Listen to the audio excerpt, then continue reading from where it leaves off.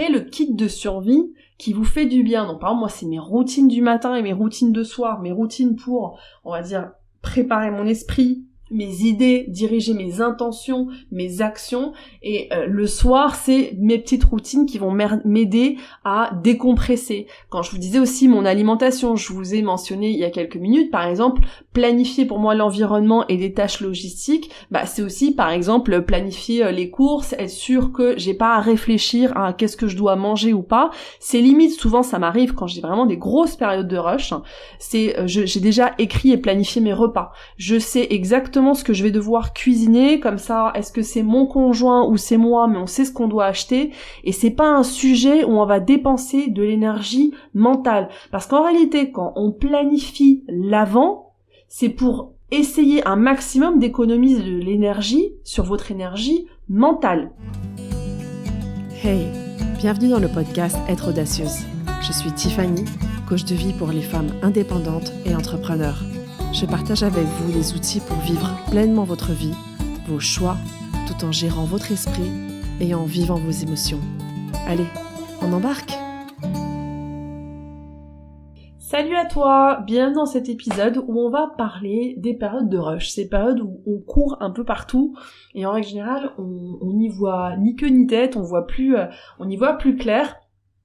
Et mon objectif avec cet épisode, c'est pas te prévenir des rushs, parce que les rushs seront toujours là, mais par contre, on peut apprendre à avoir une posture préventive face aux rushs pour limiter les dégâts, entre guillemets, surtout au niveau du stress. Parce qu'en règle générale, les périodes comme ça d'accélération s'accompagnent avec du stress, parce que le stress c'est une réponse normale adaptative de votre corps face à une situation d'urgence, et quand on est dans un mode d'accélération, c'est un état d'urgence pour votre corps, et donc il va forcément générer du stress. Donc l'idée avec cet épisode, c'est pas d'évincer le stress ou d'évincer les rushs, parce qu'ils vont toujours être là, mais plutôt de limiter cette répercussion, et pour pouvoir finalement traverser le rush d'une façon plus sereine, plus saine peut-être, sans non plus finalement t'oublier et rogner sur tout ton équilibre de vie, parce qu'en règle générale c'est ce qui se passe. On a des périodes de rush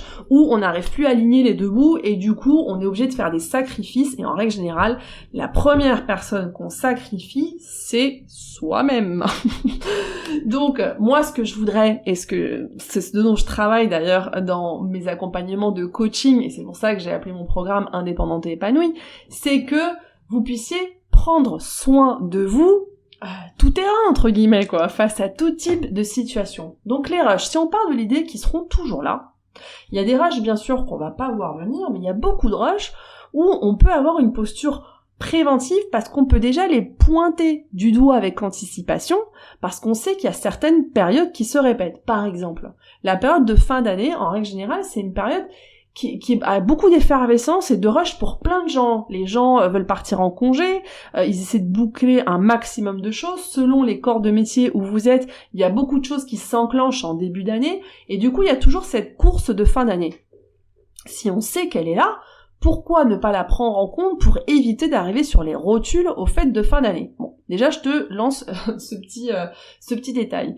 Il y a aussi les bouclages de projets et de dossiers, et là j'ai exactement moi les pieds dedans, et c'est un peu pour ça d'ailleurs que je vous enregistre cet épisode. Je suis en train de terminer ma phase de création de mon nouveau programme, où j'ai créé un programme à l'intérieur qui intègre plusieurs focus de coaching dans mon programme Indépendante et épanouie, et j'aime bien penser le bouclage d'un projet ou d'un dossier comme le montage d'un meuble Ikea. En règle générale, ce qu'ils te disent, j'adore Ikea entre guillemets, donc forcément c'est mon exemple facile à vous donner, mais en règle générale quand vous montez un meuble, ce qu'on vous dit c'est tu mets toutes les vis, tu commences à serrer, mais tu laisses un peu de souplesse parce que tu vas tout ajuster à la fin. En règle générale, quand tu boucles un projet ou un dossier, c'est exactement ce qui se passe. Tu vas travailler par sujet de ton projet, tu vas commencer à construire chaque chose, et à la fin, on est en train d'ajuster, de checker et de tout, on va dire, de serrer les boulons de tout pour pouvoir finir ce truc. Donc on termine par travailler sur plein de sujets différents, d'être sur tous les fronts, Et on peut vite être complètement débordé mentalement parce que ça demande beaucoup d'énergie à votre cerveau de passer d'un sujet à l'autre et d'être concentré et avoir des focus différents. Idem pour toutes les indépendantes qui organisent des événements, et je pense à une amie que je salue si elle écoute cet épisode, qui organise des mariages, et donc son rush à elle, c'est la période estivale. Il y a aussi d'ailleurs, en parlant de période estivale, les rushs avant les vacances, non ? Qui se sent identifié à ce type de rush où on essaie finalement, quand on est indépendante, en règle générale, quand on veut prendre des vacances, on a tendance en fait à faire le boulot des vacances avant. Donc en fait, on se remplit de tâches et on finit, en règle générale, assez épuisé. Donc il y a énormément de rushs que vous pouvez anticiper, que ce soit des déménagements, des changements de vie, de cycle. Donc la première chose que je vais vous inviter à faire, c'est pointer avec anticipation sur votre calendrier annuel quelles sont vos périodes de rush. Est-ce qu'il y a certaines périodes que vous connaissez ? Vous les connaîtrez pas toutes, et il y en a certaines que vous n'allez pas voir venir. Mais si vous créez déjà un environnement, un cadre, on va dire, pour vous accompagner dans ces périodes de rush, celui qui surviendra sans avertissement, vous saurez quand même quel type de posture adopter face à ce rush. Donc une fois que vous avez pointé ça, je vais vous inviter à planifier le cadre de ce rush, l'environnement. Et quand je parle de cadre, je parle de tout ce qui peut alléger et vous contenir pendant cette période. Donc par exemple, et ça c'est vraiment unique à chacune, et je vais vous inviter vraiment, je vais vous donner mes exemples, mais c'est propre à mon style de vie. Moi, ça va être, par exemple, m'alléger sur beaucoup de tâches logistiques. Donc, par exemple, les repas, les courses, les choses, j'ai une petite famille, donc tout ce qui va avoir avec ma petite famille, quelles sont les choses que je peux anticiper et d'ailleurs, même sur mes tâches de boulot, c'est-à-dire quelle avance je peux prendre sur des tâches qui sont faciles, des choses que je peux gérer. Et quand je parle de planifier le cadre, pour moi, par exemple, ce qui est très important, et je vous parlais d'un kit de survie, c'est d'avoir une alimentation qui nourrit mon énergie, qui me fait du bien, parce que si dans la période de rush, je passe mon temps à manger des McDo, des pâtes ou des sandwichs, je risque d'être beaucoup plus fatiguée, de ne pas avoir la disponibilité et de ne pas être au plus haut de mes performances quelque part. Quand on est en période de rush, on a besoin de cette disponibilité, on a besoin de ces performances. Donc, planifier le cadre et l'environnement, c'est planifier aussi les choses qui vont vous contenir quelque part, comme si quelqu'un d'extérieur allait prendre soin de vous, qu'à la fin de la journée, pensez à votre enfance peut-être, si vos parents vous préparez le bain, vous préparez le repas, vous avez lavé les fringues, vous avez fait votre lit, des choses comme ça, les choses qui vont alléger votre mental ou dire ok, j'ai pris soin de cette partie-là et je n'ai pas à réfléchir qu'est-ce que je mange ce soir, il n'y a rien qui est prévu. Par exemple, prendre de l'avance sur vos tâches qui sont faciles. Alors moi aujourd'hui, par exemple, une tâche facile, c'est ce podcast. Et c'est facile parce que j'ai créé un système de travail. Ça veut dire que j'ai tout, on va dire, un mécanisme qui s'enchaîne. Je sais où je prends mes petites notes quand j'ai des idées. C'est-à-dire que je mastique, on va dire, mon sujet toute seule de mon côté pendant que je fais la vaisselle, je me douche, je travaille, quoi qu'est-ce, je note toutes mes petites idées que j'ai pour les épisodes. J'ai un système, on va dire, sur mon ordinateur où les autres contenus, les personnes qui travaillent avec moi savent où prendre les informations pour pouvoir faire le travail qui est l'après-enregistrement podcast. Et donc pour moi aujourd'hui, c'est une tâche relativement facile qui va vite. Donc aujourd'hui, par exemple, je vous ai enregistré 2 épisodes parce que j'ai un rush au niveau du travail. Je dois enregistrer plusieurs vidéos cette semaine et la semaine prochaine. Et donc je prends de l'avance sur les choses pour pouvoir m'alléger l'esprit. Et donc prendre de l'avance, c'est vraiment clé pour pouvoir avoir une posture préventive face à vos rushs. Quelles sont les choses que vous pouvez alléger? Pensez à votre futur vous qui sera en train de vivre ce rush au niveau du boulot ou dans sa vie personnelle. Quelles sont les choses, comment vous pouvez prendre soin de cette personne? Non, prenez-le même peut-être comme si c'était une autre personne. Quelles actions vous pourriez faire pour alléger cette personne? Est-ce qu'il y a des choses d'ailleurs que vous pouvez déléguer? Ça aussi c'est une question. Parfois on a du mal aussi à déléguer les choses, surtout quand on est indépendante. On n'est jamais mieux servi que par soi-même, comme dit le dicton, mais est-ce que c'est vraiment vrai? Ça, je vous laisse cette question ouverte. Faites le point aussi par anticipation sur vos priorités. Ça, c'est vraiment un point crucial pour prendre soin de soi en plein milieu des rushs. Quelles sont et quelles vont être vos priorités sur ce moment-là? Parce qu'en règle générale, on a la tête dans le guidon, on a du mal à savoir ce qu'on doit faire tous les jours parce que les choses vont vite, les choses se rajoutent, on est dans une espèce d'effervescence. Donc, plus vous avez mis au clair, par exemple, un petit post-it ou quelque chose où vos priorités sont notées, vous allez pouvoir, pendant le rush, faire des rencontres avec vous-même pour faire le point sur vos priorités. Ça, c'est une façon de prendre soin de soi. Et l'autre dernier point, on va dire, dans l'avant-rush, qui est important, c'est de créer son kit de survie.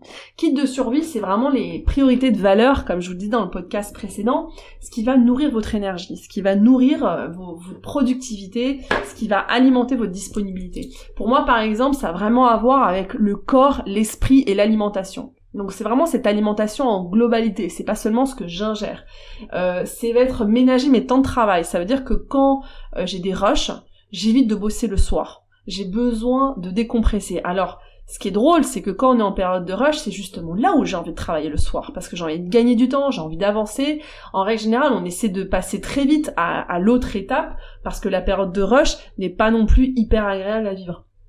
Créez le kit de survie qui vous fait du bien. Donc par exemple, moi, c'est mes routines du matin et mes routines de soir, mes routines pour, on va dire, préparer mon esprit, mes idées, diriger mes intentions, mes actions, et le soir, c'est mes petites routines qui vont m'aider à décompresser. Quand je vous disais aussi mon alimentation, je vous ai mentionné il y a quelques minutes, par exemple, planifier pour moi l'environnement et les tâches logistiques, c'est aussi, par exemple, planifier les courses, être sûr que j'ai pas à réfléchir à qu'est-ce que je dois manger ou pas. C'est limite, souvent ça m'arrive quand j'ai vraiment des grosses périodes de rush, j'ai déjà écrit et planifié mes repas. Je sais exactement ce que je vais devoir cuisiner, comme ça, est-ce que c'est mon conjoint ou c'est moi, mais on sait ce qu'on doit acheter, et c'est pas un sujet où on va dépenser de l'énergie mentale. Parce qu'en réalité, quand on planifie l'avant, c'est pour essayer un maximum d'économiser de l'énergie sur votre énergie mentale.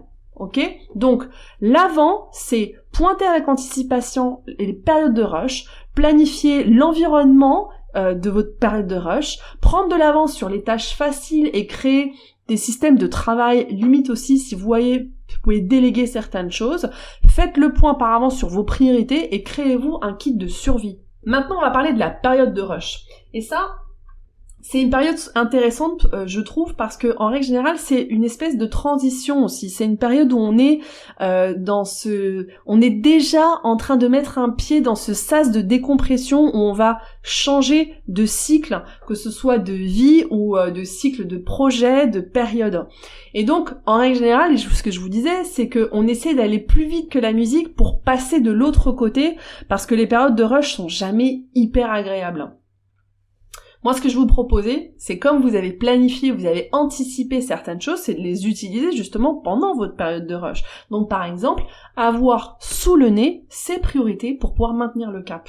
Et on maintient le cap en levant la tête du guidon au quotidien pour prendre le temps de faire le point sur ses priorités. Prendre le temps, c'est gagner du temps en productivité. Moi, quand je vous dis dans mon kit de survie, on va dire, j'ai mes routines matinales où je vais mettre mes intentions, bien cibler mes actions, c'est exactement ça. Ça veut dire que dès le matin, je ne plonge pas ma tête dans ma to-do list et dans la liste des choses à faire où on a souvent cette émotion d'accélération, d'effervescence, où on a envie de tout de suite passer à l'action parce qu'on dit j'ai plein de choses à faire et donc notre cerveau veut arriver vraiment à la fin de cette liste de choses à faire. Moi, ce que je fais, c'est dire non, je fais pause dès le matin et je lève la tête du guidon et je fais un point avec moi-même, je fais un point sur mes priorités pour être sûr de gagner en productivité et de maintenir le cap.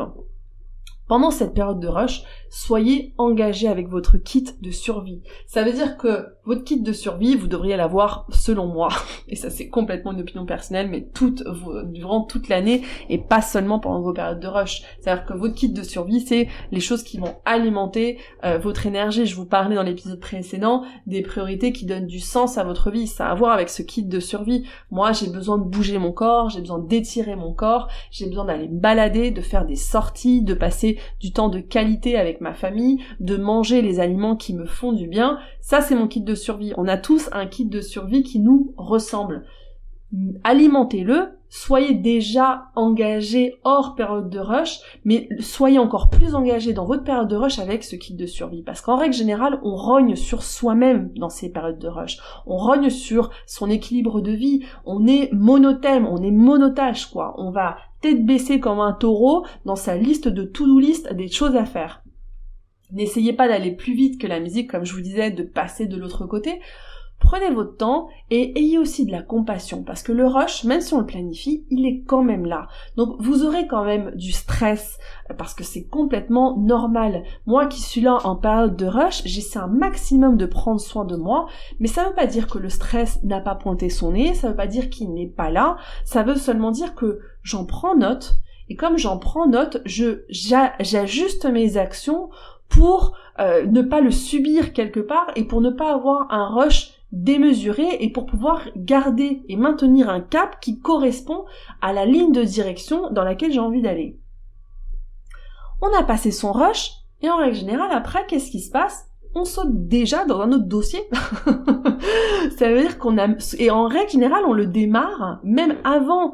Et ça, je pense que c'est un mécanisme aussi de protection de notre cerveau, parce que comme la période de rush, c'est un moment inconfortable, on a tendance déjà à produire, à créer des nouvelles choses et déjà à penser à l'après qui va nous générer de la dopamine et des hormones de plaisir. Donc par exemple, je vous donne un exemple, là je suis dans ma période de rush où je suis en train de boucler tous les derniers petits détails de mon nouveau programme avec le lancement et la commercialisation et tout ça. Et dans ma tête, depuis la semaine dernière, je suis déjà en train de travailler sur les retraites que j'ai envie d'organiser. Bon, un de mes grands objectifs, c'est organiser des retraites qui allieraient et qui vont créer une symbiose entre le corps et l'esprit, parce que je viens aussi du monde de la danse, et pour moi, tout le travail corporel a un sens, mais qui est incontournable quand on est en développement personnel, et j'aimerais allier ces deux choses-là dans des retraites. Et donc, je vois déjà mon cerveau qui est en train de travailler sur ces projets-là, alors que c'est pas du tout d'actualité, mais ce projet-là, quelque part, me donne de l'air. Or, j'ai une très chère amie que je salue, Radia, si tu m'entends, qui m'a enseigné un jour, quand je dirigeais les Inrocks et que je montais déjà une autre entreprise en même temps, elle m'a dit « Attends, ok, ton entreprise, super, je montais un projet d'import-export en sex toys en Argentine. » Et elle m'a freinée, elle me disait « Tu fermes un dossier avant d'en ouvrir un autre. Fais les choses par étapes. » Et ça, on ne pense pas assez, et c'est un conseil que je n'oublierai jamais, parce que c'est quelque chose auquel j'avais jamais pensé, et où je n'accordais pas de temps d'intégration après le rush. Accordez-vous une pause d'intégration, une pause créative pour faire le point sur ce qui s'est passé, sur ce que vous avez fait, et pour pouvoir ajuster vos priorités, pour pouvoir ajuster vos travail dans la direction dans laquelle vous voulez aller. Parce qu'en règle générale, dans vos rushs, il y a énormément de choses qui se sont passées, et vous pouvez récolter beaucoup de données, et des données qui vont vous permettre d'ajuster la suite où vous allez, et pour pouvoir avoir une cohérence, pour pouvoir vraiment atteindre vos objectifs, mais sur le long terme. Donc pensez à ça, on ferme un dossier avant d'en ouvrir un autre, et on prend entre les deux, même si c'est quelques jours, un week-end, une pause d'intégration.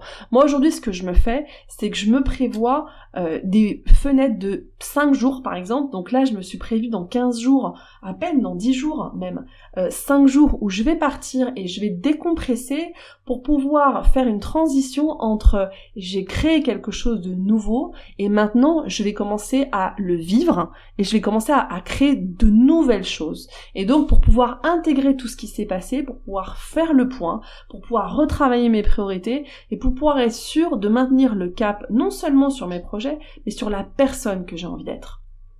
Donc en conclusion de cet épisode, vous n'allez pas échapper aux rushs. Les rushs vont toujours être là et ils font partie de nos vies.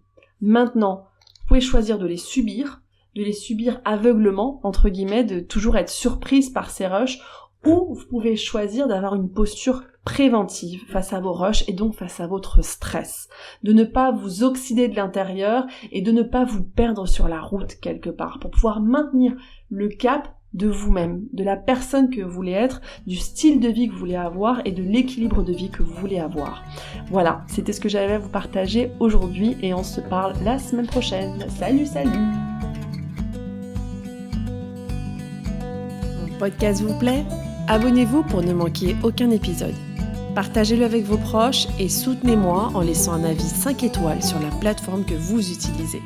1000 merci. Et si vous voulez bénéficier d'un accompagnement, je vous invite à vous rendre sur mon site internet tiffanymaquet.com. Vous pourrez réserver une session gratuite de coaching avec moi, mais vous trouverez aussi l'information sur mon programme pour les femmes entrepreneurs qui veulent lever leurs barrières limitantes pour atteindre leur objectif. Alors à très bientôt!